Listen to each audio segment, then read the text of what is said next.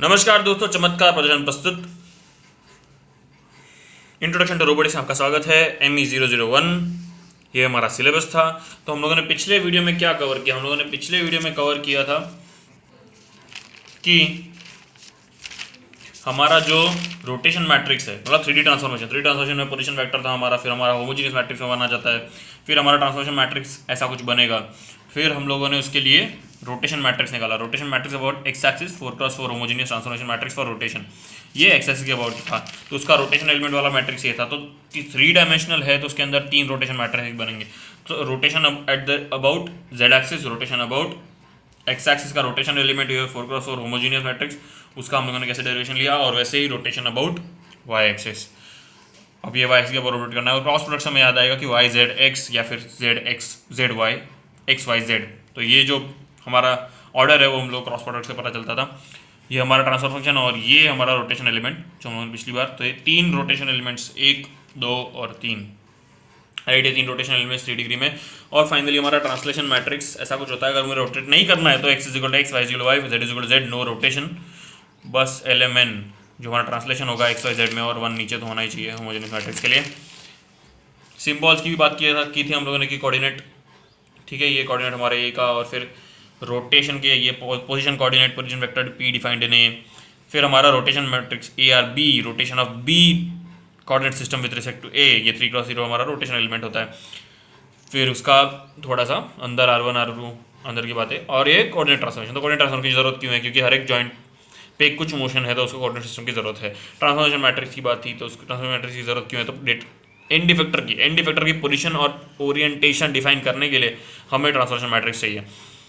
और कोई भी लिंक पे भी कोई पॉइंट है तो उसका भी ओरिएंटेशन क्या है, उसकी भी पोजीशन क्या है, वो भी कैसा है, तो उसके लिए हमें ट्रांसफॉर्मेशन मैट्रिक्स चाहिए। और रोटेशन मैट्रिक्स भी हमें आगे काम आएगा, तो पिक एंड प्लेस करने के लिए भी हमें काम आता है। तो AP की बात हुई थी, 1P, मतलब हम उसे लेबल A1 2 ऐसे नंबर से भी हम लोग कोऑर्डिनेट सिस्टम को लेबल कर सकते हैं, राइट। फिर ARB रोटेशन मैट्रिक्स, यहाँ पे ARB ऐसा है, फिर उसका रेफरेंस कैसे कि ये B है, ये A है, तो कितने डिग्री से मुड़ा हुआ है, ऐसे सब।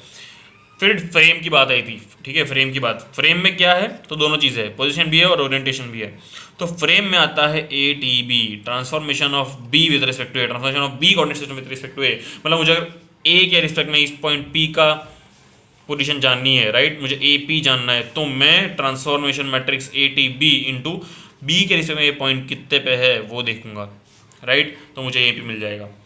और AP will APX APY APZ, मतलब XY coordinate with respect to A coordinate system of P point, ठीक है। ये नॉर्मल वापस समझने के लिए कि APB ओरिजिन क्या था, ठीक है। तो B का origin with respect to A, मतलब B कोऑर्डिनेट सिस्टम के ओरिजिन का distance from A coordinate system, that is APB origin, जिसे LB कह सकते हो भी यहाँ पे। तो that will be delta X, delta Y, delta z, X में भी कुछ होगा, वाई में भी कुछ होगा, जेड में भी कुछ होगा। How one joint is away from previous joint, ठीक है। ये ओरिएंटेशन था, और दोनों कंबाइन करोगे तो ATB बनेगा। यहाँ पे तुम्हारा ओरिएंटेशन मैट्रिक्स आ जाएगा और यहाँ पे तुम्हारा APB ORG आ जाएगा, 3x1 3x3, ये ओरिएंटेशन और ये हमारा, ठीक है। तो बाद में कैसा बनेगा? ARB APB ORG 0001, ठीक है। तो AP finally is ATB BP, तो उसके लिए रख दो APX APY APZ BPX BPY BPZ, और नीचे आ गया हमारा रोटेशन और ये हमारा APB ORG। अब ये हमारा नया वीडियो शुरू होता है यहाँ से कि यही है, इसको हम लोग एक बार बड़ा कर देंगे, इक्वेशन बना देंगे। तो APX is equal to R11 into BPXY, right, R11 into BPXY, R12 into BPY plus R13 into BPZ plus delta X, ठीक है। तो ऐसे मैंने कुछ लिख दिया, हैंड राइटिंग थोड़ी समझने की कोशिश करना। तो delta X delta Y delta Z वापस क्या है? ABP ORG, और ये जो पूरा है वो कोऑर्डिनेट्स आर मल्टीप्लाइड, कोऑर्डिनेट जो हमारे थे BPX BPY BPZ, that are multiplied with rotation elements. तो यहाँ पे मैं ऐसा भी लिख सकता हूँ क्या कि AP is equal to ATB BP तो है ही, लेकिन AP is equal to ARB BP plus APB ORG, समझ रहे हो? और ऐसा ये तो है ही, राइट, ऐसे तो हम लिख ही सकते थे। तो वापस वही बात थी कि अगर, और अब भी ये समझने की बात है कि जॉइंट अगर बेस क्या कोइंसाइड करता है, समझ रहे हो? जॉइंट कुछ डिस्टेंस पे नहीं है, जैसे यहाँ पे था, ये दोनों जॉइंट के बीच कुछ डिस्टेंस था, APB ORG था, लेकिन यहाँ पे तो कोई डिस्टेंस ही नहीं है, नो डिस्टेंस, सीधा ही नीचे से ही। तो फिर there will be no translation, revolute joint coinciding with base frame. तो ATB भी क्या हो जाएगा इसमें? ये ट्रांसलेशन जीरो हो जाएगा, रोटेशन रहेगा, रोटेशन मैट्रिक्स रहेगा ARP रहेगा 0,0,1, तो ये हमारा ट्रांसलेशन मैट्रिक्स हो जाता है अगर रिवॉल्यूट जॉइंट है तो, ट्रांसलेशन कोई नहीं है तो, ठीक है। बट अगर यहाँ पे क्या देख रहे हैं हम लोग कि रोटेशन है, राइट, और ट्रांसलेशन भी है, तो उसमें पूरा मैट्रिक्स आ जाएगा और ए आर बी थीटा से वेरी होगा, राइट। और अगर स्लाइडिंग जॉइंट है तो इसमें रोटेशन नहीं है, इसमें सिर्फ ट्रांसलेशन है, राइट, ये ऐसे आगे आने वाला है। तो distance is variable, A P B O R G, और A R B is constant. अब ये एक क्वेश्चन ले लेते हैं हम लोग, क्वेश्चन देख लेते हैं। तो frame B is rotated by 60 degree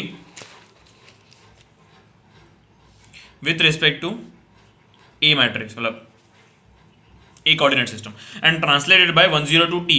T क्यों लिखा है, ट्रांसपोज लिखा है, क्योंकि उसे कॉलम वेक्टर लिखना मजा नहीं आ रहा था, उसको क्वेश्चन लिखना है ना, क्वेश्चन फैकल्टी को, तो वो यहाँ पे ट्रांसपोज करके लिखते हैं, ताकि कॉलम वेक्टर ऐसा लिखते हैं, रो वेक्टर लिखते हैं, ट्रांसपोज लिखते हैं फ्रॉम ए, राइट, और ट्रांसलेट इतना है, तो ए बी टी डिटरमाइन करना है, और फिर अगर बीपी दिया हुआ है तो एपी डिटरमाइन करना है। तो एटीपी क्या होगा, ठीक है, एटीपी में यहाँ पे हम लोग मुझे क्या डालना पड़ेगा, ए आर बी डालना पड़ेगा, यहाँ पे क्या डालना पड़ेगा, A P B O R G डालना पड़ेगा। A P B O R G मुझे दिया हुआ है, मतलब इतना मैं ट्रांसलेट करने वाला हूँ, राइट, और यहाँ पे मुझे रोटेशन डालना है, मुझे रोटेशन के लिए थीटा पता है 60, मैं उसे पॉजिटिव ही गिनूंगा क्योंकि मुझे काउंटर क्लॉकवाइज बोला नहीं, तो काउंटर क्लॉकवाइज गिन लूंगा। तो हमारा दूसरी बात, एक्स एक्सिस की बार अबाउट रोटेट करना है, तो एक्स एक्सिस के लिए हम लोगों ने पीछे डिराइव किया था कि यहाँ पे आएगा, अगर एक्स एक्सिस के अबाउट हमें रोटेट करना है तो, राइट। तो cos theta minus sine theta cos theta, उसके अंदर वैल्यू डाल दो 100 और यहाँ पे हमारा ये वाले वैल्यूज, तो उससे हमें मिल जाएगा ए टी बी, फिर A P is equal to A T B V P करके डालोगे, राइट, तो इस वैल्यू को मल्टीप्लाई करी फाइनली ए पी वैल्यू मिल जाती है हमें। So this was a simple numerical, right, और ये तुमको अभी याद नहीं आ रहा है तो देखो वापस रोटेशन में पीछे जाके,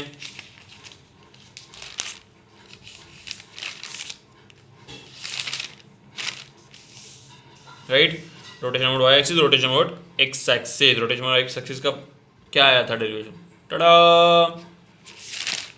बस दोस्तों ऐसे ही वीडियो में डालते रहूँगा अब इस चैनल पे आइए, इस चैनल पे सिर्फ पढ़ाई और उस सब के वीडियो रखना चाहेंगे हम, और पिछले चैनल पे सिर्फ ज़्यादातर डू इट योरसेल्फ और रिपेयरिंग के वीडियोस। सब्सक्राइब कीजिए, कमेंट लिखिए, डाउट्स कमेंट में पूछिए। Thank you.